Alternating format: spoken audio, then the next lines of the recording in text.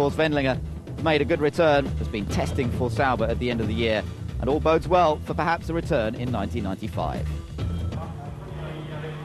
Back to Monaco for the fourth Grand Prix of the blighted season so far, and the drivers standing in silence for 1 minute in memory of Ratzenberger and Senna before the start of the Grand Prix.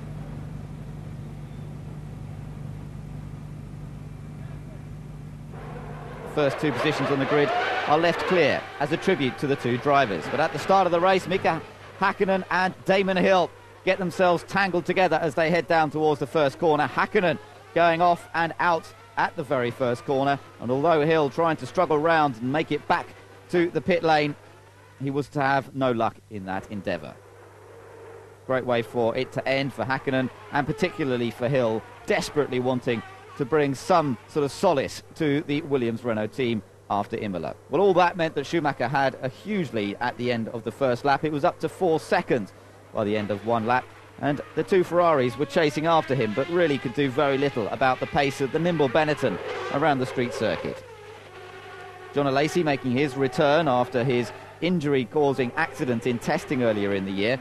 He'd been away for 2 Grand Prix, but nevertheless was in pretty good form in qualifying here at Monaco. But nobody seemed to be able to catch the flying German up at the front of the field. Berger up into second position, just days after having wondered whether he shouldn't just give up the whole sport altogether. He's 10 seconds ahead, just over, of his teammate John Alesi.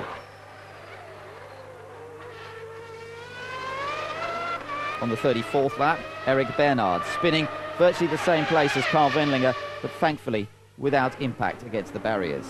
Schumacher is gradually increasing the gap.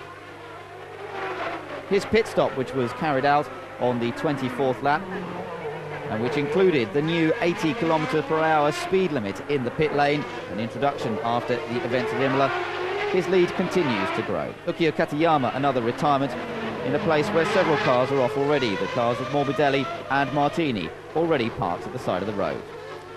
A second-place battle is developing between Gerhard Berger and Martin Brundle, and Brundle manages to dive past the Austrian after Berger loses time sliding on the oil put down by Mark Blundell's Tyrrell Yamaha.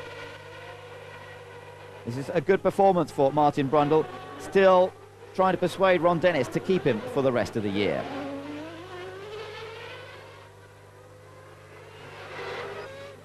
Another good performance, sadly not rewarded, for Christian Fittipaldi, running fourth for a good part of the race.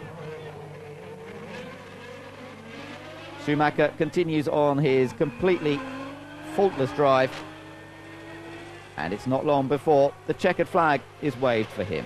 Martin Brundle finishes in second place. Gerhard Berger takes third for Ferrari. Fourth place is Andrea De Cesaris in the Jordan, standing in for Eddie Irvine. John Alesi finishes fifth, and Michele Alboreto in sixth. The lead in the championship is now huge, 40 points to Schumacher and just 7 for Damon Hill.